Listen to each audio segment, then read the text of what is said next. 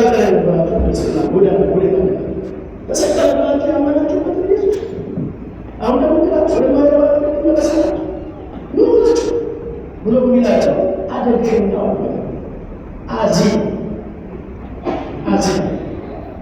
አጋንንት እንደሆነ እንዳታስቡ። አጋንንት እንደሆነ እያወቁ አለማወቅ፣ እያወቁ አለመኖር፣ እያወቁ አለመሰጠት። ይሄ ከባድ ነው። ወገኖች ምንድን ነው እዚህ ምድር ላይ ያለ ሀብት? ለዘላለም የሚያኖረን ምን አለ? እዚህ ለዘላለም ታትመን ምድር ላይ ተጣበን ልንገር የሚያለን ምን አለ? የሰማይ ግቢ ያለ ሀብት ቢሰበሰብ ዜሮ ነው። ይህ ዓለም የዚህ ዓለም ሀብት ሰብስቦ ሕይወት ማግኘት አይቻልም ማለት ነው። የሚመጣውን እንደያዘ መከሩን አሁን እየጋለን ስንሄድ በዚህ ያሉትን በዚህ ጋር ያሉትን የእግዚአብሔር ብርሃን እየተገለጠ ከሞት ላይ ከጨለማ ወደ ነጭ ብርሃን እየተሻገሩ ግን በእግዚአብሔር መንግሥት እንዲወርሱ የምናደርግበት ነው። ጎናቸው ያለው ሰው እየጋለን እንኖረበት ድገም ወስድ ግን በጣም ወሳኝ በጣም ወሳኝ በጣም ወሳኝ የልጅነት ዘመናችሁን አስቡ። የምትጠሙትን ያንን መንፈሳዊነት አስቡ። የምትራቡትን ያንን አስቡ። እሱን አስቡ። አሁን በዚህ ሁኔታ አሁን ባለንበት ሁኔታ ወደፊት ብንመለከት ምን ይሆን? እንዲህ በፈዘዘ ለመዘመር አቅም ያጣ፣ ለመጸለይ አቅም ያጣ፣ መጽሐፍ ቅዱስ የማያል ክርስትና ማይታይ አኗኗር ተበላሽ ሆኖ ራሳችን እያለ ምን ይሆን ወደፊት? የእግዚአብሔር ኃይል፣ የእግዚአብሔር ፍቅር፣ የእግዚአብሔር ቸርነት ለዘላለም ነው። ያ ግን ያንተን ማንነት ይጠይቃል። ስለዚህ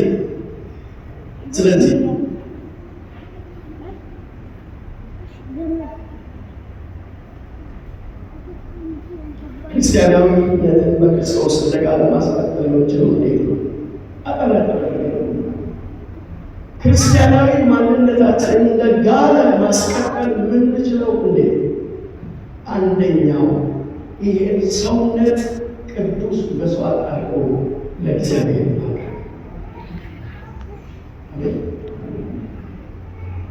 እስቲ አሜን። ይሄ ሰውነት የእግዚአብሔር ነው ወይ ሲል ጠይቃችሁ፣ ይሄ ሰውነት የእግዚአብሔር አሁን አንተ ያለህበት የሰውነት ይሄ እርግጠኛ ነህ? እርግጠኛ ነህ? በርግጥ የታፈረ ይብላል እንጂ ይነዳል እንጂ ሕይወቱ እየተቀጣጠለ ይላል እየተፈጸመ አይደል? መጋ ራስን በእግዚአብሔር እጅ ላይ ማስቀመጥ የተሰጠ ማንነት ነው። እግዚአብሔር ሕልውናውን የሚሰጠው ብርሃን የሚሰጠው መገለጥ የሚሰጠው እውቀት የሚሰጠው ጥበብ የሚሰጠው የተሰጠ ማንነት ነው። የተሰጠ ማንነት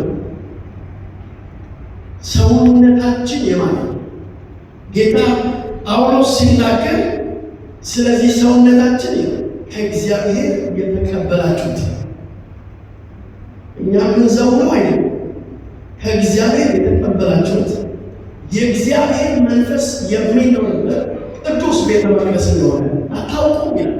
ይሄ ሰውነት የእግዚአብሔር ከሆነ ለእግዚአብሔር ለቅዱስ ያን ጊዜ እግዚአብሔር ያርፍበታል፣ ጌታ ያርፍበታል፣ መንፈስ ቅዱስ ያርፍበታል። የጥንሸት የድካም የዝለት በቤቱ ያለው ክርስቶስ ነው። በቤቱ ያለው ጌታ ነው። የተሰጠ ማንነት ውስጥ ረፍ ይላል። ደስ ይለዋል፣ ይልቀዋል፣ መልሰዋል፣ ልትልቅ ያደርገዋል፣ ይጠቀምበታል።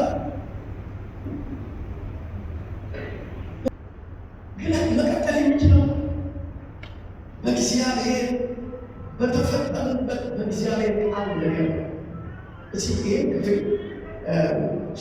እናንባበት። ኤርምያስ 5:14 ማስተርታል 5:14 መጽሐፍ ቅዱሳቸው ላይ ውስጥ ጉባኤ አንድ አፍታ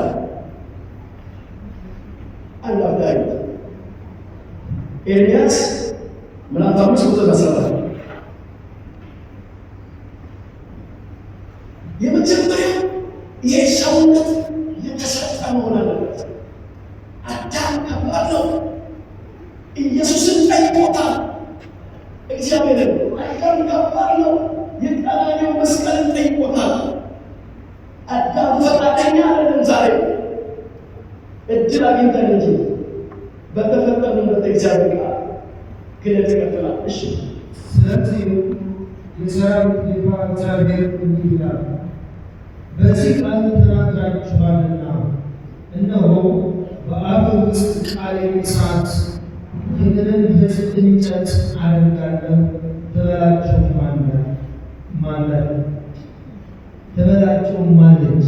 በአፌ ምን አደርጋለሁ? ቃሌን ምን ታደርጋለች? እሳት ሆና ትበላቸዋለች። የሳይንስ እኮ ነው።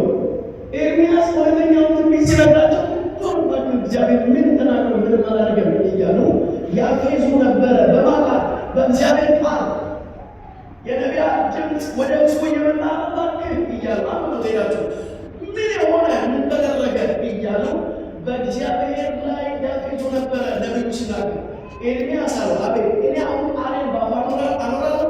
ይሄ ቃል ደግሞ ይሆናል እሳት ሆኖ ይህን ይበላዋል። እሱ ደግሞ ይሆናል እንደ እንጨት። የእግዚአብሔር ቃል ሰውን እንደ እንጨት ይበላዋል።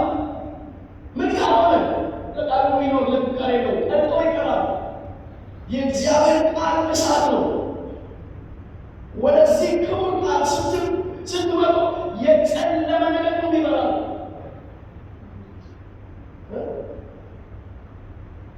የእግዚአብሔር ቃል እሳት ነው። በሉቃስ ወንጌል ምዕራፍ 4:32 ላይ ጌታ ኢየሱስ ክርስቶስ የኤማሁስ ሰዎችን እነሱ ከፊት እየሄዱ እሱ ከኋላ ላይ ያለ ጉድ ሆነን እያሉ ያወራሉ። ሰዎች ምን ሆናችሁ ናቸው ያታውቁም እንዴ ብሎ የሚነግሩት እነሱ ጌታ ኢየሱስ ብድግ አለና መጽሐፍትን ይገድላቸው ጀመር። ከመጀመሪያ ጀምሮ እያወራቸው ወደ ማረፊያ ቦታቸው ሲደርሱ በቀጥታ ሲደርሱ መሽቷል።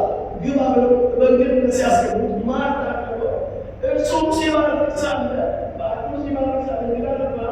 እሱ ወዲያውኑ ሰዎቹ ጌታ እንደሆነ ወቁትና ምን አሉ መሰላቸው? ገና ቁጥጥም ሲናገር ነፍሳችን ትቃጠል ነበር፣ ልባችን ሲቃጠል ነበር። የእግዚአብሔር ቃል እሳት ነው። አሜን። የእግዚአብሔር ቃል እሳት ነው። ሰው የእግዚአብሔር ቃል በጤናማ ማንነት የሚሰማ ከሆነ ለዚህ ለሥጋው ፈውስ ያገኛል። እንከኝነት ይወገዳል፣ አመፀኝነት ይወገዳል፣ ኃጢአተኝነት ይወገዳል፣ ድካም ይወገዳል፣ ተጽዕኖ ይወገዳል። ለምን? ቃሉ በእሳት ቃሉ በኃይል የእግዚአብሔር ቃል ኃይል አለው። በእሳት ይገለጣል። ሰውነት ይህንን ቃል ካገኘ እየጋለ እየነደደ ነው ይቀጥል። ሁሉ ጊዜ ሃሌሉያ መንገድ ላይ አሜን ሳይሆን ኢየሱስ ጌታ ነው ይላል። ምን ሆነሃል ሲባል እሱ ምንም አያውቅም። እየበራ እየነደደ ነው። ሁለተኛ ለእግዚአብሔር ቃል ሕይወቱን የሰጠ። በሦስተኛ ደረጃ ቃሉን በሕይወቱ የሚተረጉ የእግዚአብሔር ቃል የሚለው የሚሆን ሰው የገቡ በጸሎት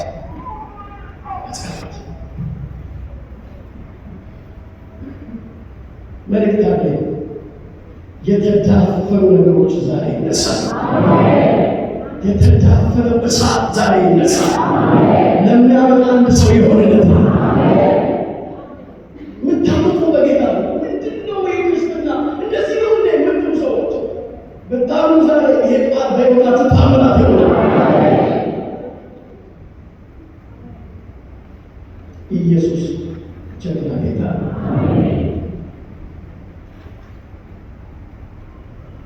እየጋለ ነው ማለት ድገሙና የጋለ ማንነት ሰውነትን ቅዱስ መስዋዕት እንዲሆን ለእግዚአብሔር ማለት።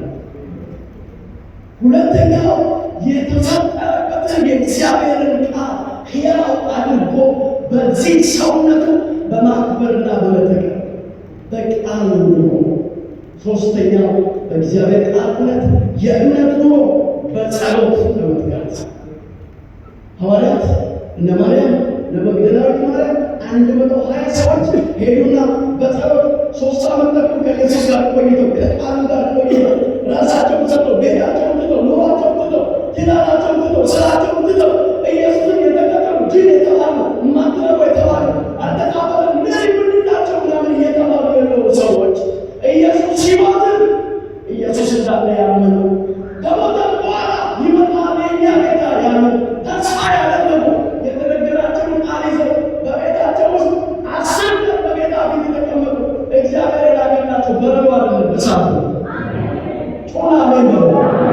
እያንዳንዱ ላይ ተቀመጠ የሚለው በረዶ አይደለም እሳት ነው። ክርስትና የመንደድ ሕይወት ነው። የበጋ ሕይወት ነው። የፈሰሰ ሕይወት አይደለም። አዚማ አይደለም። ድካም ሚል አይደለም።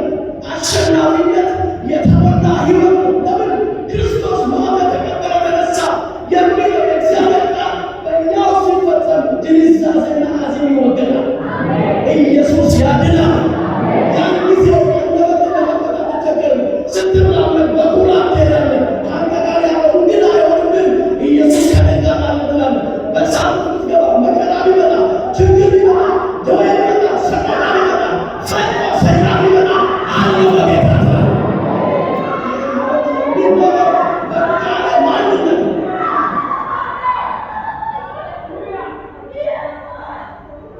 እንድንኖርለት ይፈልጋል።